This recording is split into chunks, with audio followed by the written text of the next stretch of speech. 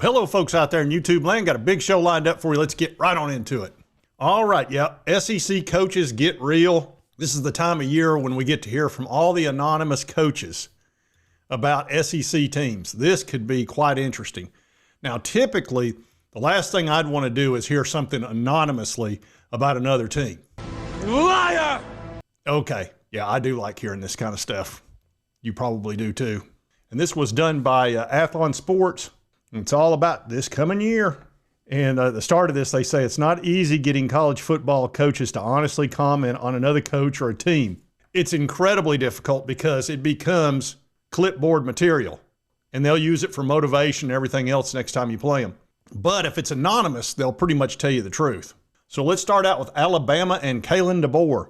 One coach said, the expectations define this place. I think you'll see a competitive program that could end up in Atlanta and make the playoff, but this is a new era. Bama's not a surefire lock every season. Another coach said the good news for them is they didn't lose a lot of key players in the portal. They didn't lose anybody. And then, of course, you got Ryan Grubb coming over to make the offensive better. Nick Sheridan's going to focus on development. Nick Sheridan he didn't get shown the door because he didn't want to leave, but he's not the offensive coordinator. I'll go ahead and tell you. That's going to be Ryan Grubb. Spell it! D-O-R. I ain't gonna quit. No, sir! D-O-R. I ain't gonna quit. This is what I call shake and bake. DeBoer and Grubb back together again after only 1 year of being apart. And this is a dangerous combination for the SEC. We'll see how it plays out. Granted, they were great at Washington, and they've been together for a long time, so it could be shake and bake. Now, here's Arkansas. Said last year they did just enough to keep Sam Pittman off the hot seat. Yeah, and I know which team did that for him, too. You're welcome. Yeah, the Vols lost to Arkansas. Saved the guy's job. Well, I don't know if it saved his job, but it kept him off the hot seat. Says they need better offensive line play. They don't have SEC-level talent up front on defense. They do have Taylon Green. Said he's solid, but they couldn't protect him. Fortunately for him, he's very mobile. He said, I don't think they're competing at the top level of NIL right now. Yeah, they spent all their money in basketball. John Calipari and all the players, they had the most talent in basketball last year. And they did make it to the Sweet 16, but they almost didn't make the NCAA tournament. As you know, Calipari takes his time to develop a team. It's just the way it is. So probably a 500 ball club. All right, now Auburn with Hugh Freeze. It says, watch out here. They finally have a quarterback who can run Hugh Freeze's system. What are you talking about? They had Peyton Thorne. He's fantastic. He picked him over Diego Pavia, and Diego beat him 3 times in a row. Once when he was at Liberty, then twice at Auburn. Yeah, Pavia made him regret that decision. But he did bring in Jackson Arnold. Said they finally have a quarterback. Jackson Arnold's not a world beater, but he's a day one upgrade, and the receiving room is really deep. They got a ton of great players. One guy said it's a turnaround year for these guys. They're definitely bowling. I would hope so. They're in the top 10 in recruiting every year. He's got tons of talent, and they spend the money. Don't be surprised if you see Deuce Knight by the end of the year. Fantastic quarterback, lefty. Oh, the Florida Gators, and it's all about DJ Lagway. Said if he continues to develop and stays healthy, they're going to continue to, they're going to be good. So they don't have a killer at receiver, solid at running back. So defensively, they're young. They got some guys in there that are elite. Massive year for Billy Napier. He survived because of the changing politics of the game and his buyout. That's true. Said Lagway and that offensive line are legit enough to bring back a true Florida offense. One guy said, I think he'll be off the hot seat for a while. Another fella said Lagway could compete with Arch Manning for best QB in the league. DJ saved his bacon last year, even on one leg. They got tons of talent. They're always in the top 10 in recruiting, just like Auburn, but they just haven't been winning. Last year, they started bringing it on. They're a different team with DJ. The team just plays better with him out there on the field. It's whether he can stay healthy. He's injury prone as can be. This could be Billy's year to really start pushing this thing. We'll see, but he's off the hot seat for the time being, and that should make the Ole Miss fans happy because, as you know, Lane Kiffin was measuring the drapes over there early last year, but then Florida turned it around. I mean, they had him out the door. They had the Mayflower truck in front of his house and everything. All right, the Georgia Bulldogs and Kirby Smart. Only question they got's Gunnar Stockton. Is he a legit number one quarterback? I think he is. They struggle a little bit on offense. They don't recruit as well there. They're really a defensive team, in my opinion. Says, do they have a guy behind Nate Frazier in the backfield? Said, defensively, it's still an elite group, but they're thin at line. Give me a break. Them being thin at linebacker means they're down to 3 5-stars. Thin at linebacker. Give me a dumbass. One guy said, I don't think this is the same level of talent we've seen in the last 3 or 4 years. Yeah, I've heard that crap. Biggest question mark will be the offense under Stockton. That's legitimate. They do struggle sometimes, and they've got, what is that, Bobo Cat? Ever since Todd Monken went to the NFL, they've not been the same. That guy was unique. Probably the best offensive coordinator they'll ever have there. Bobo's okay. But anyway, that's the only questions I got. Their defense will be phenomenal. Oh, the Kentucky Wildcats. Oh, boy, this could be a tough year. Mark Stoops is under the gun, but he's got a big buyout, so he'll probably be okay. They went and got Zach Calzada out of Incarnate Word. Who? I don't know about that. So they weren't aggressive or physical on the lines last season. They didn't really play like the Mark Stoops that would beat you up. So Stoops doesn't seem like the guy who's going to radically adjust to winning this NIL and portal era, and it's starting to show up on the field. It's because Kentucky's a basketball school. Kentucky is spending like crazy on their basketball team. I mean, whatever they want, they get 5-star, 5-star, 5-star, recruiting, whatever. In football, they get a 3-star quarterback out of Incarnate Word. So he's up against it at Kentucky. All the money's going to basketball. And this is a money game now. So I don't know that Mark Stoops can do a whole lot.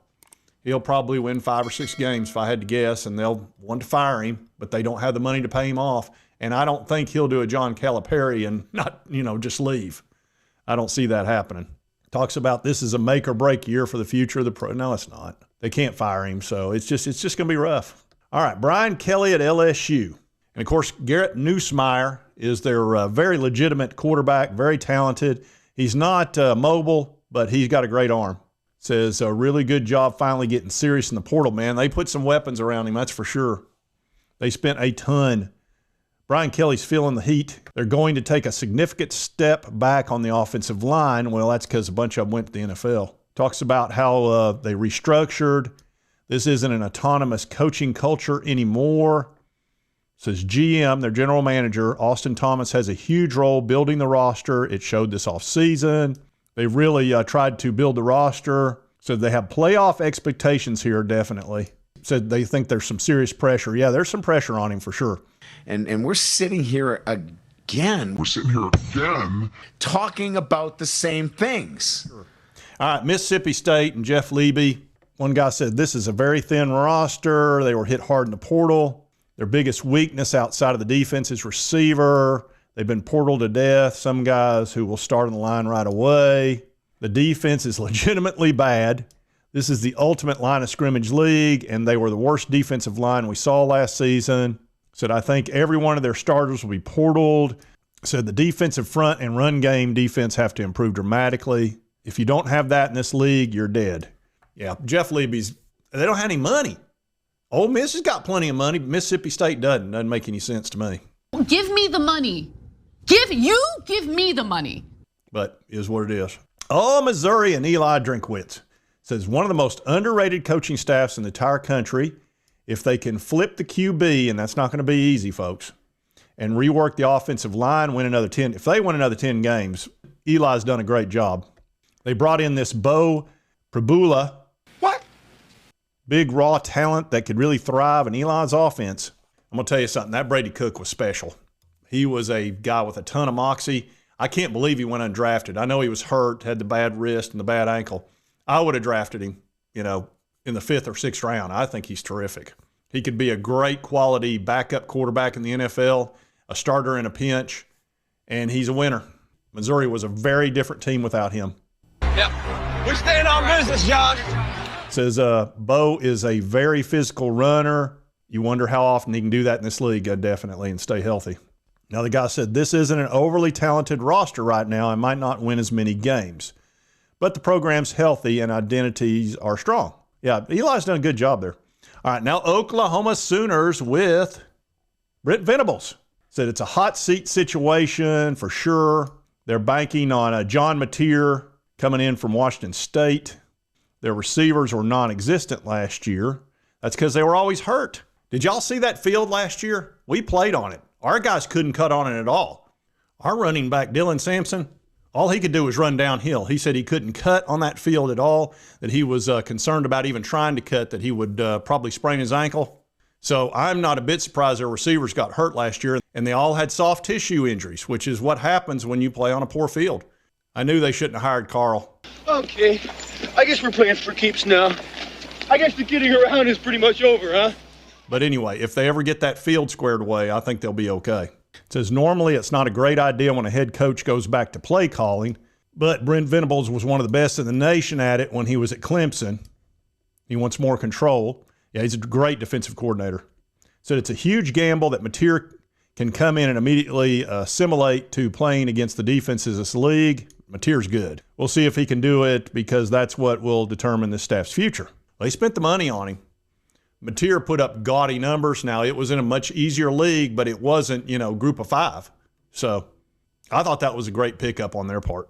And believe me, if they fire Brent, they'll be looking at Josh Heupel. Now, it'll cost them a fortune, and given the financial situation of 2025, 2026, having to come up with all that money for the house settlement, they'll probably keep him. But if he goes 4-8, they're going to come calling for Heupel. I know your biggest fear, Tennessee fans. I know what keeps you up at night. I know what you do when you stare up at the ceiling, what you think about when it comes to September 21st. But you know deep down inside why you're scared. If you win this game, and you win it like that, you're afraid of what's going to happen afterwards. See, Tennessee fans, they don't want Brent Venables to fail. They want Brent Venables to succeed. See, if Brent Venables fails, that means Oklahoma will need a new head coach. And who's a head coach that's hot right now that has ties to the University of Oklahoma? Y'all know who I'm talking about. Your big boy Josh. We love Josh Heupel. All week we've seen clips from 2000 and people putting up interviews from the old college game days back then. That's how long college game days been, even longer than that. But Josh Heupel was a hero. He was a god here in Oklahoma. Yeah. Ole Miss, the first program in the league that went all in the portal. Yeah, that's definitely true. Austin Simmons is the guy that's going to be quarterback. He's a lefty, by the way. Says it's going to take him some time to develop, but if anybody can do it, it'll be Lane. He's got a great offense, as you know. Says they are one of the best programs in the country at evaluating the portal. They've done a very good job integrating their talent and winning right away. The loss at Florida last year is an example of why Lane Kiffin isn't considered an elite coach. They could be just as talented on defense, maybe bring Simmons along quickly. So they're a step removed from top-end programs. They've done a good job, and it's tough being an Ole Miss fan because you have to worry about Lane Kiffin job jumping on you at any time. I'm telling you, he was this close taking that Florida job. If they would have fired Billy Napier, he'd have been right down there wearing that burnt orange and blue. South Carolina and Lenoris Sellers said the expectations are going to be sky high for these guys, especially after last year. They were the hottest team in the country at the end. Said Lenoris Sellers is a playmaker. They need to find a guy to replace Rocket Sanders. Lenoris is the most exciting player to watch because of his ability to scramble. He's got that Cam Newton thing about him where he can just make people miss, but he's a big dude and he's really strong, so very hard to tackle. He can change a game like that. Now, his arm is very spotty. Sometimes he makes NFL-level passes into tight windows, and then another time he'll throw it right over a guy's head for an interception. It has to do with fundamentals. They've got to keep developing him because he gets loosey-goosey out there. But what a talent. So they brought in some portal players, said they're going to be loaded this year. We'll certainly see. They got to replace a lot of defensive players. Says it's playoff or bust for these guys because Lenoris will be gone after this year. Lenoris is first round. Unless something happens that we can't even imagine, I think he's a top 10 pick. Oh, Tennessee. Oh, boy. Everybody's been talking about Tennessee. I bet they got plenty to say. I wonder if they'll bring up Nico. Let's see here. Losing Nico isn't good. The first 5 words said they're not replacing him with a more talented quarterback. Well, I wonder why. Nico leaves in the spring, leaving us absolutely no time and nobody out there to get. We had to take UCLA's quarterback, Joey. So, yeah, that's why we couldn't go out and get a quarterback that was super high level. But you never know. Joey might be a Hendon Hooker. Hendon got benched at Virginia Tech, came in and was a world beater. I wish Hendon Hooker could be our all-time quarterback for the next 30 years. So who knows? Joey may surprise people. You put the right guy into this offensive scheme, and they can blossom. Speaking of Joey from Blossom. Whoa! Whoa! I didn't even mean to do that. One guy said, I don't think anyone blames the programmer Josh Heupel for what happened with Nico. Said this could be a transition year. The offense won't fall off a cliff. That system's effective at adjusting for personnel, even the quarterback. The biggest question, even after Nico, is replacing the defensive starters. I think we're going to be good in the defense. So they're going to take a step back and won't be a playoff team this season, but the quarterback play won't be awful. That's what everybody's saying. And I really believe this. All the teams we're playing this year, they need to take a step back and just see us as kind of like a rest week. Don't worry about Tennessee. We're not any good anymore. We lost Nico. I would just, like I say, take that week off. Why don't you go ahead and start planning for the following week against another team and just figure, just show up. Roll the football out there and see what happens. I think you'll win no problem.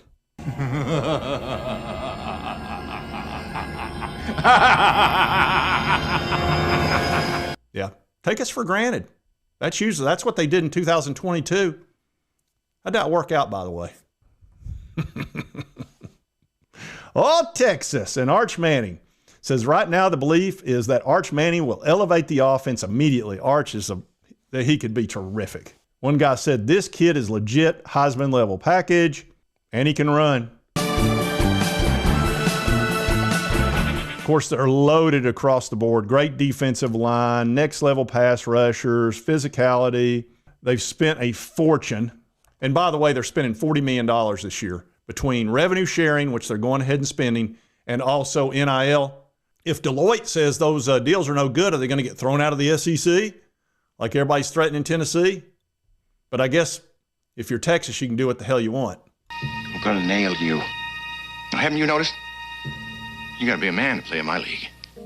Anyway, I think Arch Manning's going to be great. I really do. And, it's funny. When we picked Nico and they got Arch, everybody thought Nico was going to be the better player.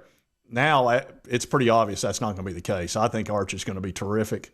And I think Nico is going to struggle out there at UCLA with a poor offensive line, average coaching, and an average wide receiver room. He made a huge mistake leaving Tennessee. A huge mistake.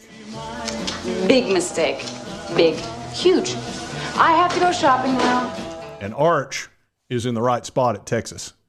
Says if Manning blows up and goes to the league next year, this is still the program to chase. They're professionalizing in a way other programs aren't. Because they have unlimited money. There you go. There you go. There you go. And Texas A&M. Mike Elko's done a good job, but, they fired Jimbo Fisher and paid him $76 million because he went 8-4, like multiple times. Mike Elko went 8-4 last year. Had a poor ending. I think he's making headway there. I think he's a really good coach. It's just it takes a little bit of time in the SEC. They're loaded with talent. They have unlimited money as well. Of course, they waste a lot of it on Jimbo. Elko is going to be more involved on the defense, which he's known for. Said eventually this could be the most physical, aggressive team in the league. And lastly, Vanderbilt. Said this is why you invest in NIL over facilities. This is why you have to be serious about personnel. Said Clark Lee is a fantastic sharp defensive mind. Now he's got a roster capable of winning games. Said Diego Pavia was the it for you think. He was the dude. Said he's not the most talented, but he's the definition of a college football playmaker. He's never out of the play. Said the entire offense improves when he's clicking. Dude, that Alabama game last year, I watched him throw curveballs around defenders. It would be 3rd and 7, 3rd and whatever, 4th and whatever. And he would just, whatever it took to get the ball to the receiver, he found a way. The dude's a winner. And he also beat Auburn last year. They were the Alabama state champs. Vanderbilt were the Alabama state champs. And if Eli Drinkwitz was the Vanderbilt coach, he would have made T-shirts, I guarantee you. Anyway, everybody loves Diego Pavia. And he's got an extra year at least, maybe 2. Said the one bad part, it says with the attention on them, it'll get a lot harder to win games. yeah, people won't be looking past him anymore. Diego's kind of planted his flag there in Nashville, and people are going to circle those games and say, okay, we got to show up. So anyway, those are all the anonymous quotes from coaches in the SEC. A lot of them are spot on, and it's always good to get that behind the scenes when they can actually, you know, tell you what they really think, because a lot of that they would never say in public.